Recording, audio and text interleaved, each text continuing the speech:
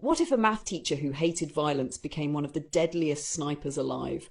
Not because he wanted glory or fame, but because war showed up at his door and took everything he loved. This movie starts peaceful, almost boring, and then flips into one of the most intense revenge stories you've ever seen.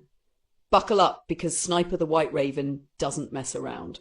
Alright, so we're starting in a quiet Ukrainian village.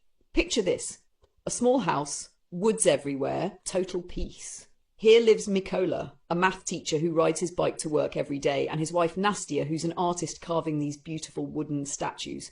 They don't even have a TV. That's how disconnected they are from the chaos brewing outside. Life is simple. Life is good. Nastia even makes Mykola this little wooden angel figurine for protection, ties it to his arm like a good luck charm. Cute, right? Just wait. At school, Mykola's this super patient teacher, loved by basically everyone except this one rich kid named Avon. This dude's straight up toxic, makes fun of Mykola's clothes, his looks, everything. He's trying to provoke him, hoping Mykola snaps so he can get him fired. But Mykola? Dude doesn't even flinch. He's calm, kind, unbothered, the type of guy who wouldn't hurt a fly. Then one day at school, Mykola catches the news on the staff room TV. Russia just invaded Ukraine. Soldiers are dying. Territories being seized. It's all over the news, and suddenly everything clicks. On his bike ride that morning, he'd seen two soldiers smoking cigarettes in weird uniforms. He thought maybe Ukraine just changed their military gear or something. Nah. Those were Russian troops, already inside the country. His heart drops. His wife is home. Alone, he races back on his bicycle, pedalling like his life depends on it. But here's where things go completely off the rails. When he gets there, those same two Russian soldiers are at his house, and they're beating Nastia. Mykola tries to stop them, begs them, tells them she's pregnant. They don't care. They beat him too. Then one of them searches the house, finds nothing valuable, and decides to just burn the whole place down out of spite. Nastia sees her home going up in flames and loses it. She grabs a rock and starts attacking the soldiers. That's when one of them pulls out a gun and shoots her. Point blank. She dies instantly, along with their unborn child. Mykola collapses. His entire world just ended in seconds. Two Ukrainian soldiers show up a bit later. They find Mykola cradling his dead wife, totally shattered. They dig a grave right there, help him bury her. And in that moment, something inside Mykola dies too. But something else is born. Rage. Pure, cold revenge. He tells those soldiers, "Take me with you. I want to join the army." They bring him to the base. The commanding officer is skeptical. This guy's a school teacher, probably a spy, right? But when Mykola explains what happened, how they murdered his pregnant wife and burned his home, the officer sees the fire in his eyes. He agrees. Mykola's in.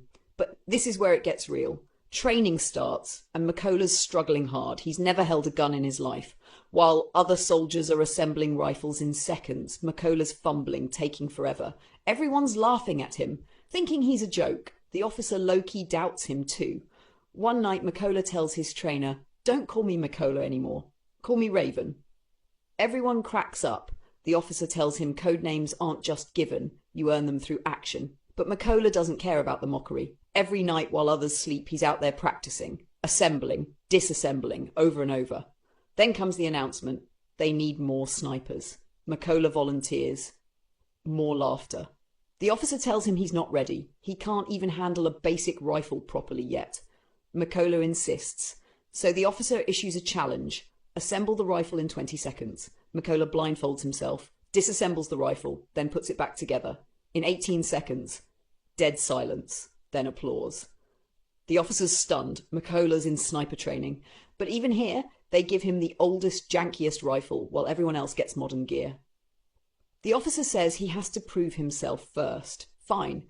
Mykola adapts. Training gets brutal. They have to hold position while bullets are fired near them. Anyone who flinches is out.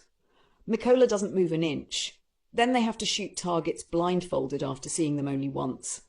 Mykola barely misses because of his trash rifle, but everyone knows if he had proper equipment he would have nailed it. Then comes the impossible test. Shooting targets at night using only the brief light from flares. Everyone fires and misses. But Mykola waits, uses his math skills to calculate distance and trajectory in that split second of light. He hits the target perfectly. The officer's jaw drops. No one's ever done that before. Right there, he earns his name, Raven. Training continues. Mykola pours everything into it. Finally, he graduates. The officer salutes him.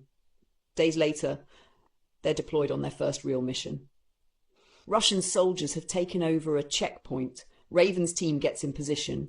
Just as they're about to fire, a civilian car approaches. The Russian soldiers stop it, check passports, search the vehicle. Everything seems fine, but then they keep the passports and beat the civilians when they ask for them back. The officer gives the order. In one synchronized moment, every sniper fires. Every Russian soldier drops. Mission complete. Clean. Efficient.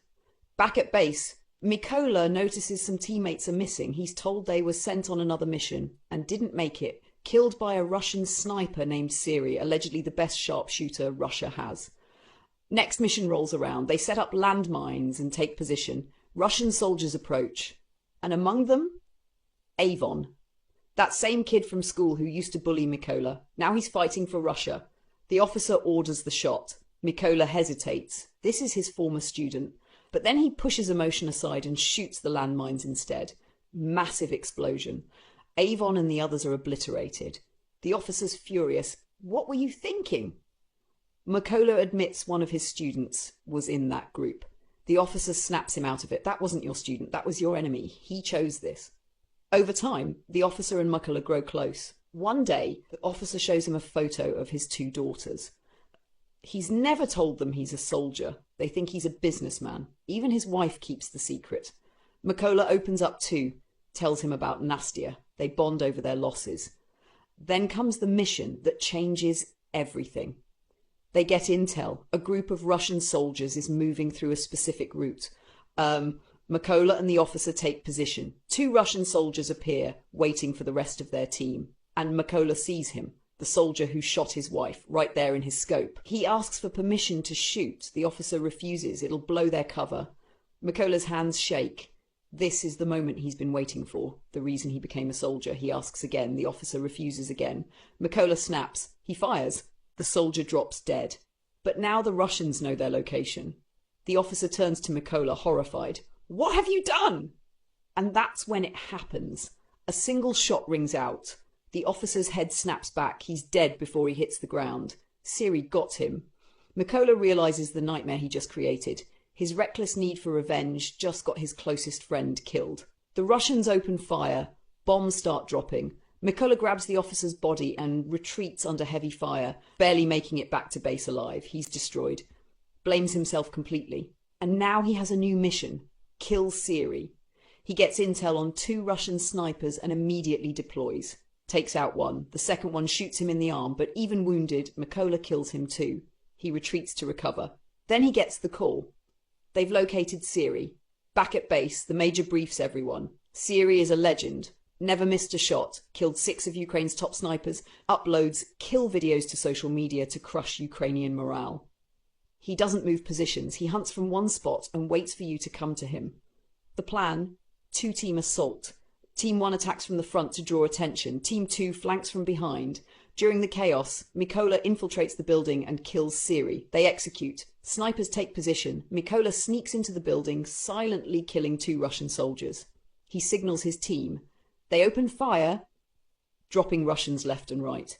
Siri notices his men aren't responding. He goes to the roof and finds his spotter dead. Panic sets in. He's surrounded. He radios for backup. They tell him 10 minutes. He rushes back to his position, scanning for threats. Then he sees it. A small wooden angel statue on the table in front of him. Nastya's statue. Mykola left it there. Before Siri can react, Mykola attacks. They struggle. Mykola stabs him to death. Brutal. Personal. Final. Another Russian sniper in the building hears the fight. Mykola throws a grenade. Problem solved. Backup arrives, unaware Siri's already dead. They try radioing him. Mykola answers, "You're all going to die." He shoots the driver. Chaos erupts. Russians bail out of the truck, right into a kill box. Ukrainian snipers light them up. It's a massacre. So what does it all mean?